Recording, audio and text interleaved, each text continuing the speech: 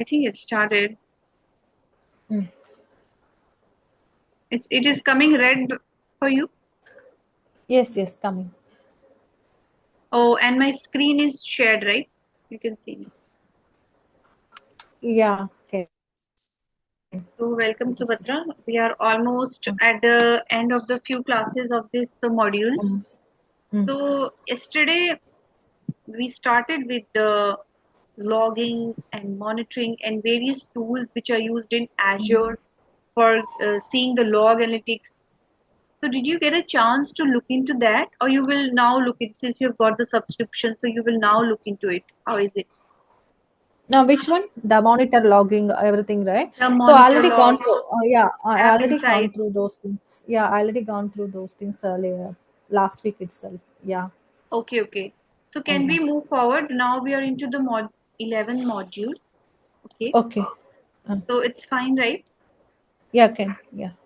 So today topic we have, as you were asking me few classes back, MFA, multi-factor authentication. I think little bit we touched upon this topic in the previous class as well.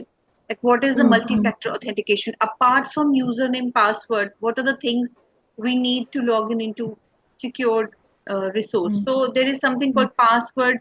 There is something called token, authentication SMS, token, sending SMS. Yeah. Sending authentication email. token. Yeah. So these are some of the extra steps, extra layer of Mm. security. Sometimes thumbprint they will Mm. ask. Sometimes they will. There's an extra layer of security which is added apart from the username and password, right?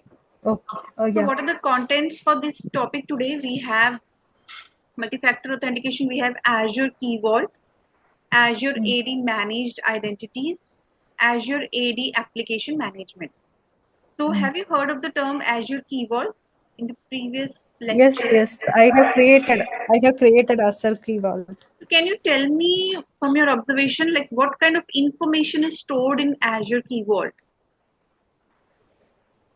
Mm. Like what is the kind of data or information which we need to store in Key Vault? Do you remember any of that? I created while Sensitive removing a information, right? subscription. Sensitive. Yeah, sensitive. Yeah. Information which is like sensitive, like for example, banking. You want to store some key, password, passcode. Mm. Mm. Which we need to hidden from the general use. So that kind of information, sensitive information, you can store in Key Vault, which Mm. is not visible to the outside users.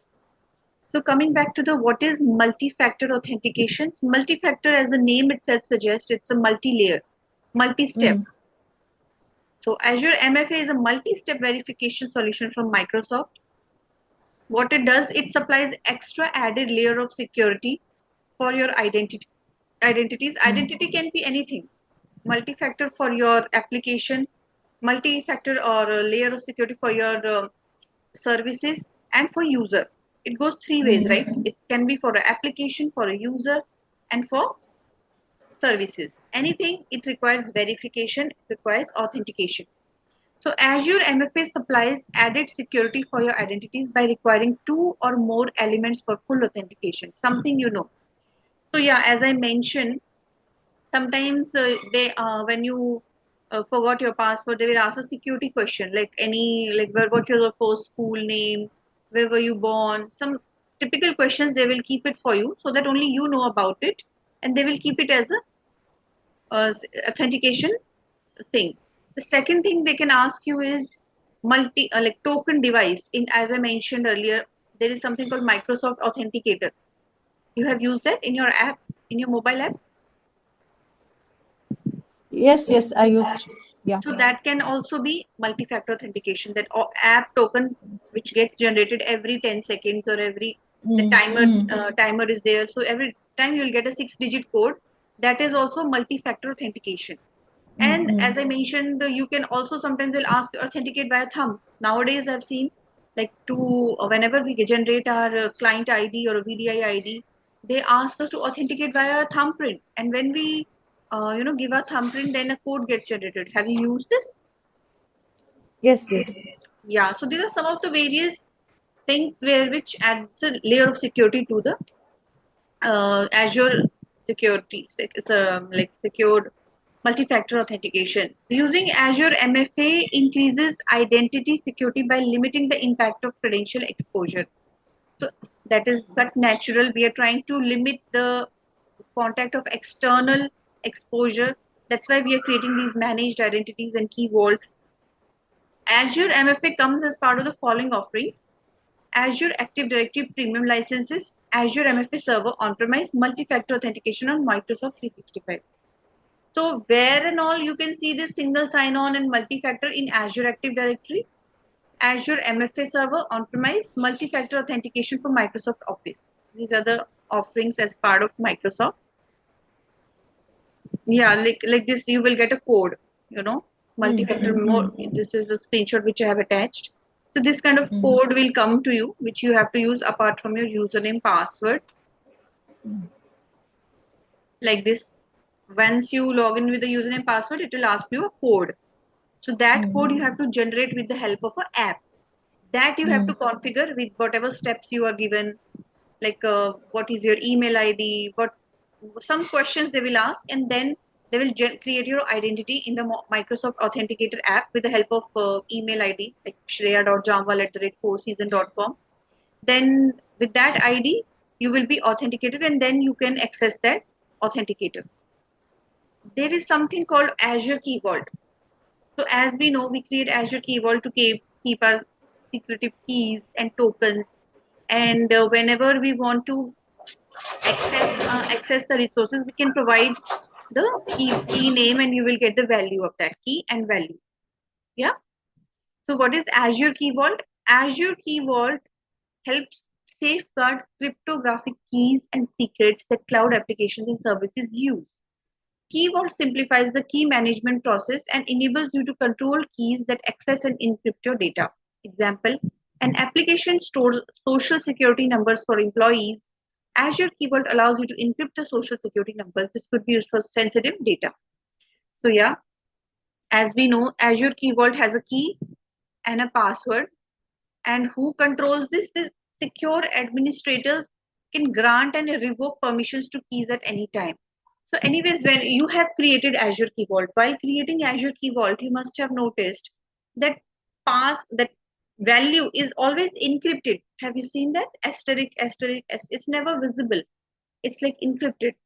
So basically, whenever we define keys for inside Azure Key Vault, these are cryptographic keys, and whenever we want to access that, we have to where to access that key with authenticated user only can go inside that vault and click on show code, and after it shows code, then you can use that in your whether you want in services or for a resource you can use. So they have given an example of SSN number for employees. Supposing we have a unique ID, every employee will have a social security number. This is now for US and all, they have the social security number, and that can be encrypted so that no one has access to the personal data. It can be used in health insurance companies where they don't want other users to access certain sensitive data. So in these kind of scenarios, it is very useful. Got it? Any doubt? No. So some of the benefits of Azure Key Vault: we have secret management. Azure Key Vault can be used to securely store and tightly control access to token, password, certificate, and API keys. As we mentioned, API keys also, whenever there is something called API management, and whenever we want to secure our APIs, we can secure our APIs using Azure Key Vault. What happens is there will be a URL, primary URL, which gets generated when we expose the API. If we want to give that endpoint URL to some other external customer, then how we will give? We have to provide the Azure key, like a key along with that. That's sorry. That's what it is saying. Along with the along with the URL, API URL, which you will be giving to the end user, you have to provide a Azure key pass key that you can store. That is benefits of Azure key, only where you can use it. API keys for password, tokens you have already used, certificates also you can use. Like in your option today, you can see when you go, you can see inside Azure Key Vault there will be options of certificates. We have not defined yet certificates, but there is an option. If you go inside Key Vault, if you are logged in, we can check. It's not just token, it's also for certificates and API keys. Can you check that now? You want to check that now? Yes, yes, yeah. One second. Oh, wow.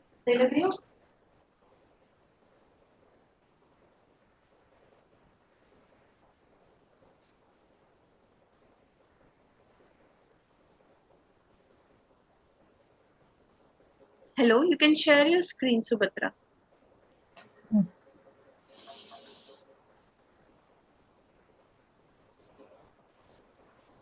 Can you stop sharing? So, Okay.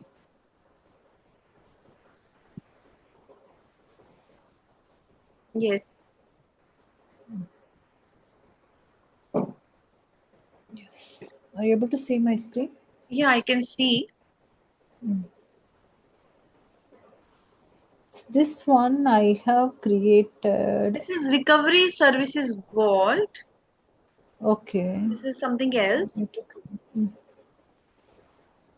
Okay, the old This previous is. resource group you're not able to access.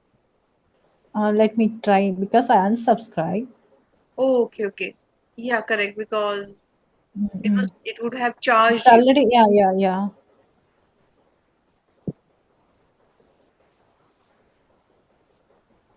Which one? Vault, right? Key Vault. Security. Key Key Vault. Vault. Okay. Uh-huh. I think you have to Mm. create it. Yeah, yeah, yeah. Create it. If you Because have a resource group, you can try to create one. mm, but I'm not sure whether it is chargeable or not because mine is expired already. This is 30 with days trial. this subscription, this SubatraOutlook.com is from the Mm. previous subscription, or this one is for new ID which you created. No, Which no, no, the previous one. This is not a new one. New one I didn't create it. new one you have not created what? Keyword. Uh, not keyword. The new subscription not yet Uh-huh. created. A new So account is this, not yet I created. don't think So we this should is do the it with this, existing. right? I don't think we should do. Yes, yes, yeah, yeah, yeah. You can stop it. Okay, I will. Yeah, yeah.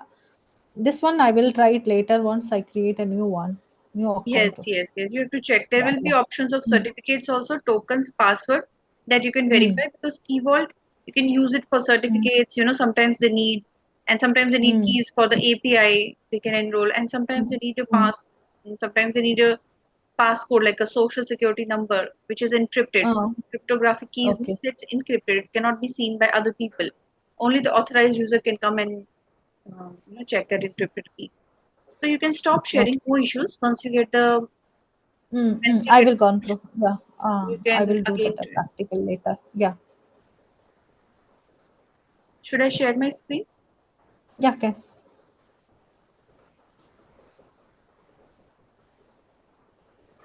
So yeah, these are the some of the benefits. Like it can be used for keeping certificates, Mm, API keys, mm. passwords, and tokens. This is secret management, and one is key management. Azure Key Vault can also be used as a key management solution. Makes it easy to create and control the encryption keys. This we have already seen. Certificate management, as we discussed, you have to go inside the Key Vault, check for the certificate, add a certificate, it will create, and that you can use. Is also a service that lets you easily provision, manage, and deploy public and private SSL certificates. Got it?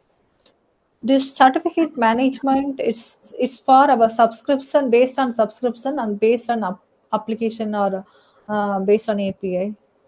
Certificate meaning where you can use it sometimes. I think, for example, in function apps or where? Where do you use certificates? Yeah, Inside that's why. Azure. Yeah, I think it is for API also. You have certificate start Mm. date, expiry date, and sometimes you used to hear that yeah, that API certificate has got expired. Have you heard this? Like sometimes they'll Yeah, say yeah, that's why. Yeah, I heard this one, the SSL certificate going to expire. So based API. on our based on VM or is it based on our application? No, no, no, not application. So It's based on maybe API. based on API. Okay, When you create any SSL certificates for API, because where and all you will require these certificates when you're trying to access a API URL, something okay. external when you're trying to utilize, then you will create a SSL certificate. Is it only for API or database also? So I have not used for database as of now certificates. Okay. So these Okay. are only for specific things where where it's a usage of private and public SSL certificates. Mm. But for database, I've never used these certificates. For database, Cosmos DB, we will see Uh, we only require connection string URL. Certificates I've not okay. seen, and tokens. I hear this one. I hear somewhere else. So in previous projects, so we renew the certificate. Used For to which one? renew that time. Which one? Yeah, the SSL certificates. No, no. For which one you use? Which resource? And for application, but I'm not sure whether I didn't deep. I involved deeply. I didn't involve deeply, but we have to renew. We renewed one time the SSL certificate. Yeah, yeah. Even So I yeah, did yeah, that. yeah. Maybe it was for function app or something. Oh. So Mm, various applications we can use certificate. You can add inside keywords. These are some of the benefits: token management, mm, secret mm. management, key management, and SSL certificate. So these are some of the benefits of Azure keywords. So now coming to Okay. Azure AD managed identities. As you know, Azure managed identities and Azure Active Directory. You remember, it's both for authentication and authorization. These are some of the Mm, things. There are two ways how we can authenticate a user. It's either system-based managed identity, and one is user-based managed identity. These are some of the methods to authenticate a user, validate a user. So these are Azure AD managed identities. With cloud managed options, we are going to be managing the identities directly through either Microsoft 365 Admin Center or the mm. Azure Active Directory Admin Center. Authentication option can be SSO, MFA, self-service, password reset. How can you achieve this? By defining rules? This feature provides Azure services and automatically managed identity in Azure. You can use the identity to authenticate to any service that supports Azure AD authentication, including Key Vault, without any credentials. So, you know what is Azure Active Directory? It's a SSO, single sign-on. With one Mm, single user, you can access any resource, any service, any application in Azure. That is the meaning mm, of SSO. And now we saw it. There is something called MFA, multi-factor authentication, keyword. So these mm. are the things which are provided under managed identity, password reset. So Mm. these are all coming under managed identities, the ways to authenticate a service, application, or the user. That's what it is Okay. saying. Authentication And can be SSO, MFA, I self-service. Yes. I have one question. So, if we created a one API, web API or REST API, we need to provide authentication for that API. Is it base? Is it? Do we need to create that authentication inside the API as well, or we can just deploy into the Azure? So the enable authentication via Azure, is it okay, or we can inside API also we have to create one more authentication level? See, there are two things. One Mm, is when you mm, have created web application on on-premise, you are publishing in Azure, that becomes a mm, web API, web app, not mm. API. Don't Web app. confuse No, with no, no. web I'm app and no, web no, no. API. I'm yeah. No, no. I'm asking about API. Yeah, Web app is okay. Yeah. okay. So web Uh, app, you don't require any authentication. You already uh, create a web app. You have a sign uh, on, and you can uh, publish your web application. It gets a web app. The second thing is you have API management where you define your methods and URLs, and then to access that you have to provide a key along with that API to access that API URL. That is something else. And while the other thing is you're exposing something as an API, then you have to provide. If you're, providing to some external user or vendor, that time you're exposing your function app or a logic app as an API. So that time you have to provide some secret tokens to access that URL as mm. because web app is different. Web applications API, if you're telling about REST API, like what you are Mm. exposing as API? Are you exposing function app as a API, REST API, or No, you're no, exposing no, logic no, app? no. It's like a one. We need to the like HR management, like payroll management. Yeah. Yeah, we need to give that API payroll. We are. Like the where you have customer stored that management. API, it will be stored somewhere, right? API management is the place where you get all the Yes. APIs So listed. yeah, yeah. We have after hosting that API into Azure, Yeah, so we can get that the token URL yeah, from Azure. yes. Is it enough, or after putting that uh, code Unique the token also um, along with a the unique URL, token? Yeah. Is it primary enough, key. or do we need to? Is it enough only, or we need to manage some one more layer for authentication inside our API? Which one Usually, is? what we have used, I can tell you that Mm, while with uh, the APIs, we have given two things: primary key mm, and connection mm, runtime URL. That's it. uh, We don't give anything.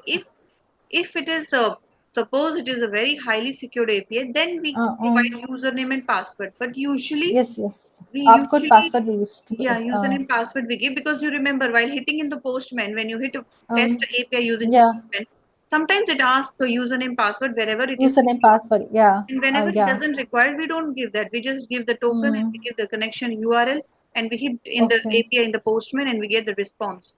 But sometimes you need to Okay. provide the username and password. Without that, you cannot get response. Some APIs are Mm, like that.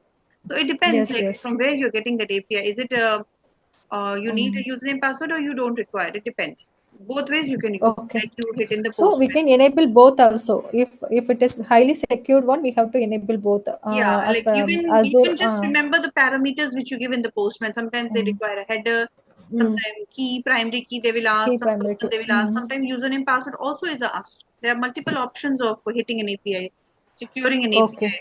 Sometimes it will It be dep. the Mm, two layer what you call there's a highly mm, advanced secured security layer which we give while hitting an API. I forgot the name. mm. Can you tell me that? What is it? One second. Maybe personal data. No, no, no. Customer personal. Mm, For the API only, there is some authentication apart from the general things which we use. REST API for REST API, no, there is one more mm, authentication. There is one advanced something. mm. I forgot the name actually. Like we have O data, right? Have you heard about O data? Okay. Oh, data. Yeah. What? Yeah. OAuth, OAuth What? 2.0, Yeah. OAuth, O Oh, yeah. authorization. What So to? that is bit Yes. more Yes. advanced. That is not basic Uh, authentication. When you're mm, going with OAuth kind of authentication, maybe you require username password. There are mm, different advanced mm, features. Some require JWT tokens, some require mm, OAuth token. So somewhere mm, you will be asked to give a username password, and somewhere it is not required. So just basic authentication. Basic authentication means you give key and you give URL and it will work. mm. Or no authentication. You must have No seen the option in authentication. the drop down of Postman, Mm, no authentication required, right? mm, So there are mm, multiple ways you can authenticate your API. mm, For example, when we create a web server, also configure the identity of the web server. During the VM creation, we have a created system assigned identity. We can also have user assigned. As we discussed, there are two kind of managed identities. One is system assigned, one is user assigned, which can be mm. assigned to some resource created in Azure. For this, we have also a topic in this Azure AD application management. AD roles. What are the different roles? We have developer role, we have system administrator role, manager role, Mm, architect role. So there are different roles which are assigned in a project. These are all AD roles, Azure Active Directory roles. AD roles is Azure Active Directory roles. These are all defined to manage applications in Azure AD. This role allows one to manage all aspects of enterprise application registrations and application proxy settings. So have you registered? You remember we registered our app using managed identity app registration. You remember? mm, Do you remember that? You can go inside managed identities and you can do app registration. There are two types: user defined and system defined. You can check that. The user mm, also has the ability to grant consent for delegated permissions and application permission. As your administrator, there is one role. For Azure Developer, for user setting can check in default directory app registration. You can also register an app. So these are all steps which are mentioned for registration of an app. Once you one of the way to get authorization for your Azure resource. So this also you can check Azure managed identity. Okay. Mm. Try to register whatever web app you created. Try to register your web app. How you will register? Mm. Go to the for user setting and check in default directory app registration. Here you can register an app. So these are the some of the settings which it is mentioning. As a developer, what you can do. You can check in the default directory inside app registration. You can register an app. Once you create any app, web app, function app, logic Mm. app, then you have to register that app using managed identity. So you can do that. Mm. It will Okay. authorize the user for some of the accesses for that web application. Whether it's a administrator will have a different role, developer will have a different kind of permissions, right? Mm. So you have to check Mm. this. The roles, basically what role that end user is having. Is it clear? Any doubts? Yeah. Okay. I created a web app and deploy and assign the roles. I will as a owner I access that web app. So I set the Accessing is privileges for fine. me. Accessing is fine. Can you Uh, authenticate using managed identities? Can you go into mm. managed identity and click on app registration? Okay. Let me try. Yeah, try to do that because I don't think it will be chargeable. Create where You share your create screen. resource. Yeah. Let me check.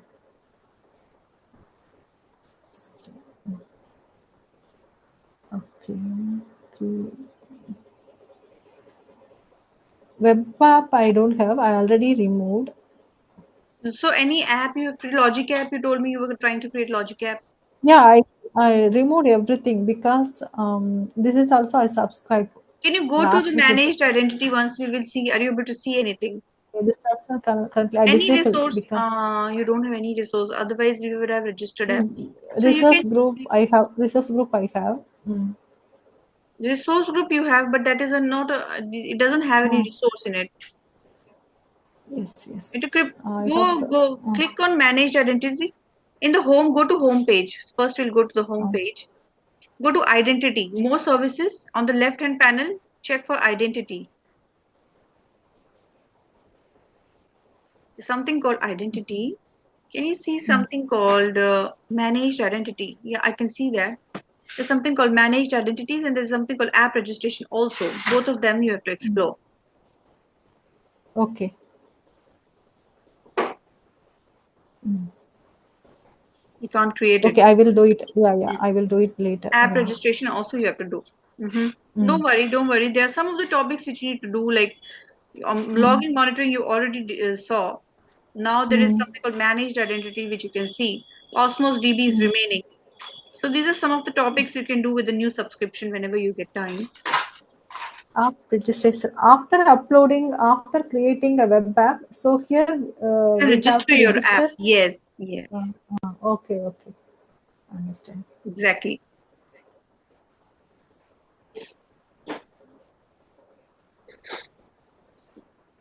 It can be user defined identity or a Mm. system defined identity. Yeah, last time after uploading my app, I tried to access that URL, but I couldn't because it's showing some access denied error or something. Uh-huh. Maybe because the Because subscription is maybe not because having of that this, kind of yeah, level of access. access. Okay, okay. So, Subhatra, can we move ahead? Uh, yeah, yeah, okay, yeah. I will share my screen. We will start this. Uh, Turn on multiple. Okay, sorry. You have stopped. So we can yeah, start yeah, the I stopped. session. No need. We don't need to complete it fully, but we Um, can. Yeah, because we don't this, and I think Dia has not shared with us the yeah, because updated. yesterday it was disconnected, right? I asked her to After 10 share. minutes, it will got disconnected. So only Yes, I'm yes, yeah. thinking what to do because she have not shared any Mm-mm. link for us. Okay. Or where else can we join then? If you want, we can join via phone. No Zoom. Um, Because as I told, after Friday I'll be on leave. So we have to close this before like on Friday mostly. else. Okay, okay. Yeah, we have something This called is migration important. in Azure. Are you able to see my screen? Yeah, okay. So we can do one thing. Once this Uh, session is uh, over, okay, uh, I uh. will share with you the module. Which module this is? 12. Module I will share with you 11. module 11, module PPT. 11 slides, and I will Uh, share with you the module 12 slides. And uh. 10 minutes, I will be calling you over WhatsApp. Okay. But I will share you 11 and 12 because you Okay, have okay. some extra time, right? So 10-15 minutes we Mm. can give on that. How about? How does it sound? Mm. Or you want Okay, can you? to log in tomorrow for Yeah, log in tomorrow because I will create a new ID also. So okay, then okay. So we can it's just easy touch for me base. to, yeah. Yeah, we can Uh, just touch base what we're going to discuss and then we'll start tomorrow mm, because I mm, don't have any other like link and all. I just created this mm, link. You can join in the same link. okay. Okay. So Uh, yeah, migration in Azure.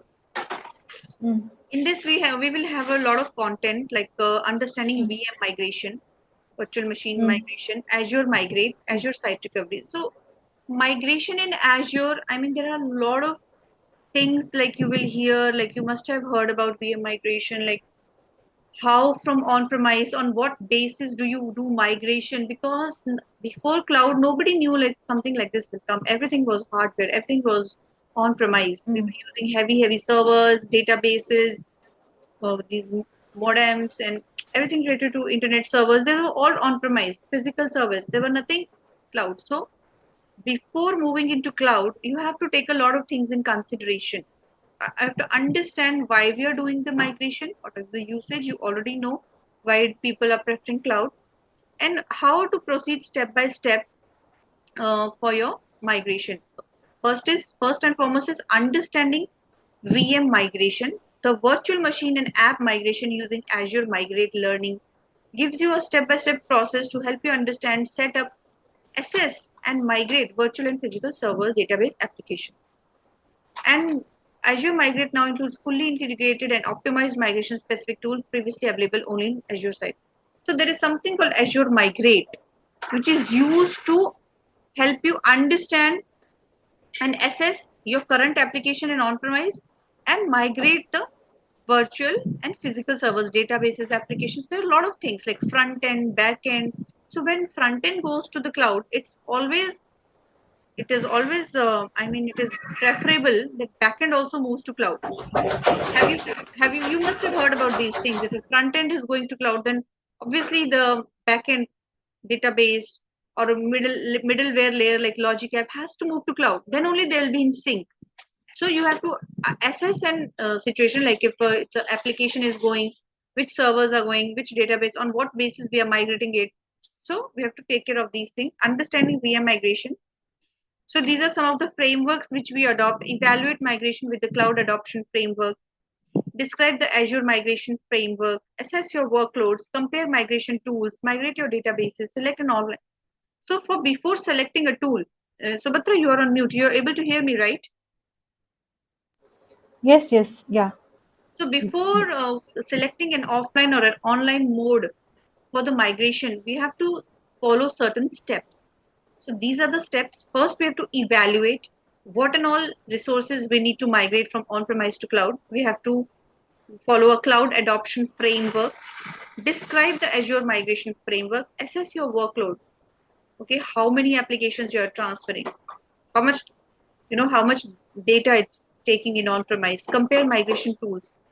Then your databases will also move.